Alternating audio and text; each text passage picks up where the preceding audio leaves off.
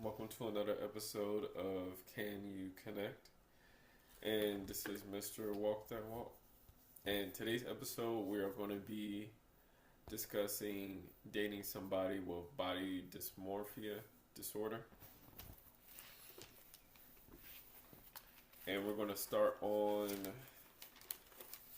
somebody, a guy of Asian descent that currently, I believe, lives in the UK. He reported having severe acne growing up and would often use makeup to cover up his face, due to his acne.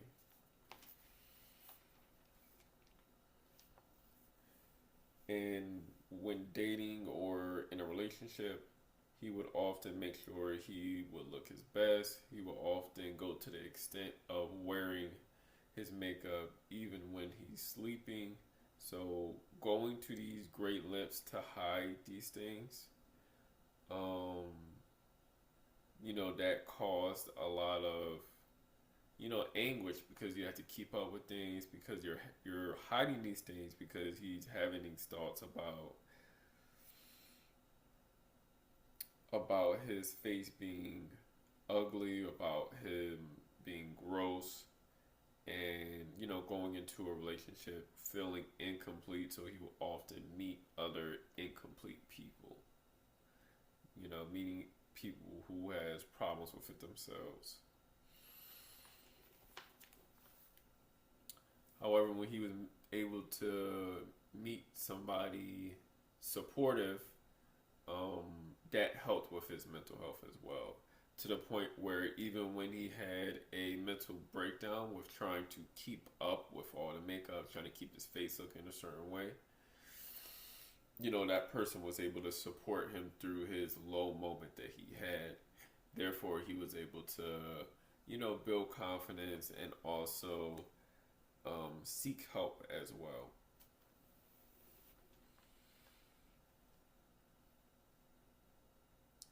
And through the support, he learned to worry about how he feels about himself and not what other people are saying about him or what he thinks that other people are saying about him or, judging him. And that will do it for him. So we're going to start on our next person, who is a black woman who is from the UK as well. She stated feeling negative about her body weight and was attracting people who would also feel negative about her weight, to the point that they will put her down and, say negative things about her weight as well.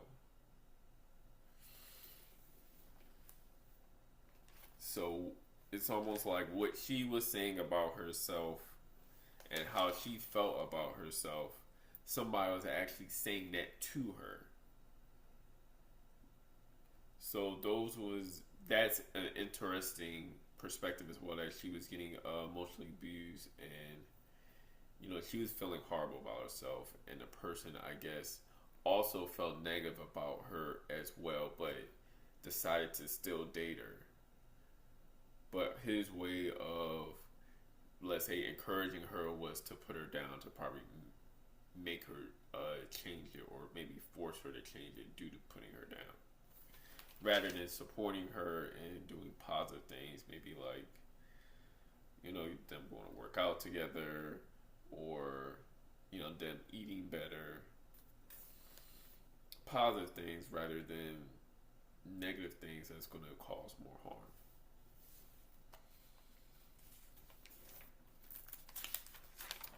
And we'll start off with our next person. This was a Caucasian male from the UK as well.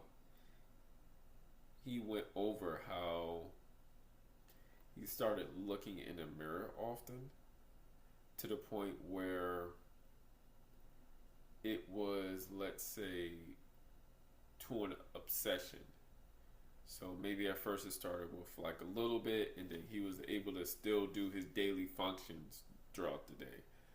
However, at a certain point, he stopped going to school because he was in the mirror for almost 10 hours, picking apart his body to the point where he was out of school for about 6 months, to the point where it's getting worse because now you're not in school, you're not interacting, you're not achieving things, you're self-wallowing and dwelling to the point where he was picking it up a notch by going to take pictures of himself and going over the pictures that he took of himself, going over all those negative, everything he dislikes about himself, to the point where that caused him to self-harm and try to take his life. Because if you're having this anguish going on, at a certain point you're going to be like, okay, I just want this to stop. And, that's why he went to that length of trying to commit, harm to himself. So these are definitely certain things to think about. If you're talking to somebody, somebody who just stops doing what they usually do, that means things are getting worse. Not doing no self-care, not interacting. How can you thrive in a relationship if you are not able to function properly and beating up yourself as well? And there's another woman. We're going to go on to the next person, who is a black woman from the UK. She pointed out how she had a belly and would overly focus on it. Due to her family always making comments about her body, her family was like, in a sense, picking her body apart. So this started with her family, because at certain times it's coming from something. So her body dysmorphia disorder came from her family, who always picked her body apart, to the point where she went out her way, to the point where she never felt slim enough. And this caused her to decide to have a fat transplant. However, when she seen that it didn't work and it didn't get her the results, because, if you're going to get surgery, it's going to come and it's going to go. You have to be able to maintain it. And at a certain point, she realized that she had to maintain it, so she had to start exercising to maintain her ideal weight that she wanted.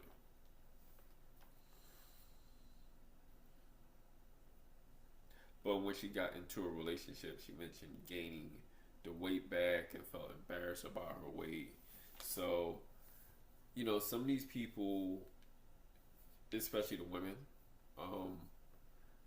that are always asking you, hey, like, how do I look in this dress, or how do I look? Some women are, so keeping in mind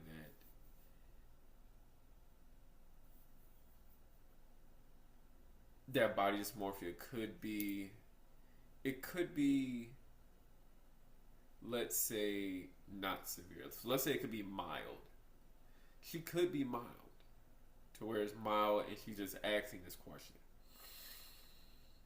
It could be moderate, to where, you may notice that, oh, I can't wear certain things, or I can't do this, or I can't do that. So that's kind of, it's like, it's waving between moderate and severe, because you're stopping yourself from doing certain things. So these are just certain things to keep in mind about being supportive about, especially if your partner has that. And we're going to go to our final one. And this one is going to be a black couple who's from the U.S. So we're going to get some of the wife's thoughts and the husband's thoughts as well. his wife felt as though her waist was. I'm sorry. Let's go to the beginning for her, because just like we did it with the last person, let's do it with her.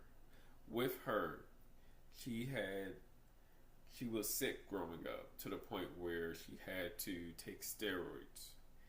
And we know when somebody's taking steroids, usually we're getting bigger, we're gaining weight. So when she took pictures, she maybe didn't really notice her body at first. But, when school, we have picture day. And picture day, that's when she noticed her weight gain. That's when she felt, that's when this started for her. Her paying attention to her weight and her feeling that she was too big and, not attractive, to the point where this caused her to skip out on parties with her friends, not going outside as much because she didn't want nobody to look at her, not going to the pool at all. So she would just avoid these social events. So if you're avoiding these events, it's a disconnect. There's a big disconnect with you and other people, to the point where you may not even meet people or meet friends or meet anybody because you're never going out.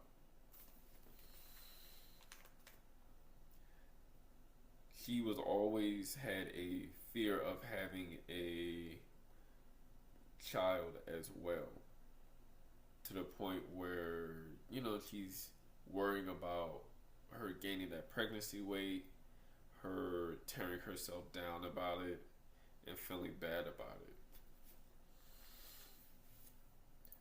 She mentioned that something that was helpful was stop following people who were a bit superficial, maybe the people that got all the surgery done and didn't really put in the work, like exercise or change their eating habits. So she mentioned stop following those people was helpful. And her husband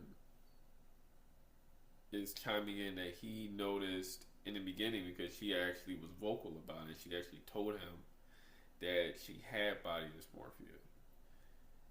And to the point where, he's asking her, okay, well, why don't you wear these things? And she was telling him that she can't wear these things because of her body dysmorphia. The way that she feels about it when putting this outfit on.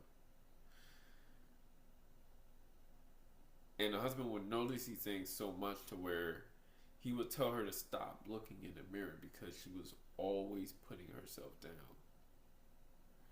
So imagine you're the husband, you're like, man, you're gorgeous, you're beautiful, but she's putting herself down. So it's like, yo, like, am I doing something wrong? Do I need to do something more? No, this is just something that she is going through, and it's just trying to be there and be supportive.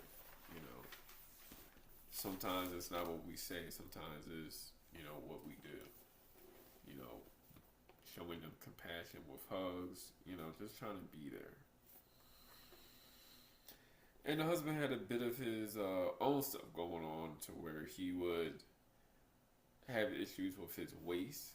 So maybe a lot of weight on the bottom of his waist, to the point where he would always pull his shirt down.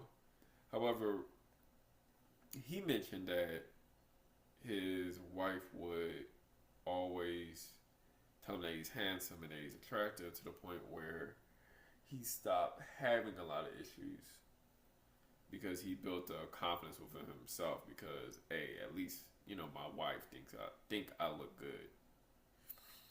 However, it wasn't really the same when he would compliment her.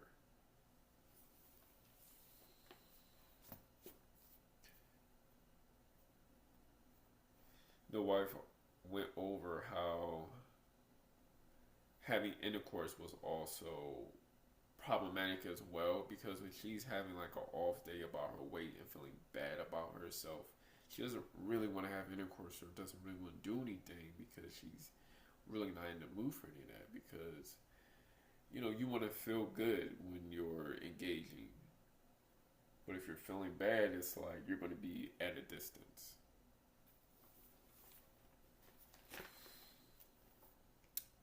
And she mentioned that going to the gym was helpful. So her working out, built confidence in her health, in herself. to the point where they went to the strip club and she noticed that she was like as fit as the strippers and felt kind of confident from that. You know, and her husband kind of got a bit upset about that because he was like, "Yo, I'm doing X, Y, and Z. You know, I try to motivate you the best way I can, and you know, this is what is building your confidence. You know, this is what's making you feel good." But he couldn't. You can't get upset because everybody's different. What works for him through her encouraging him, then it doesn't work for her, and that's okay.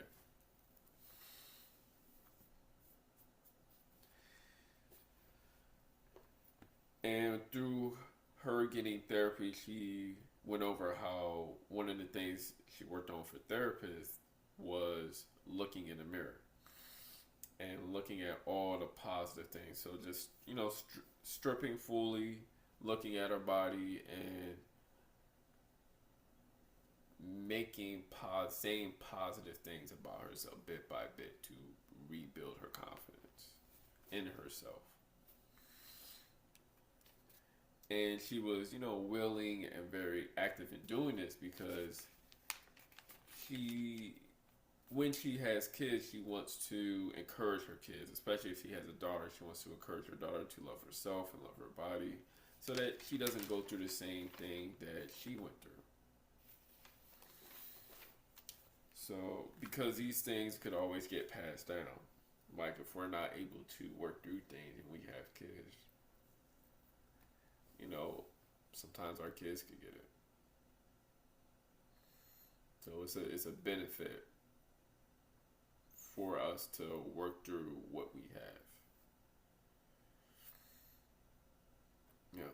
So this would definitely conclude this episode for tonight. Thank you for watching. Of course, we're definitely supporting Black-owned businesses. This business we're going to support is...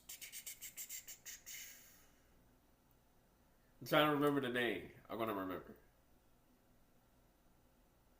Oh, Another Broken Egg.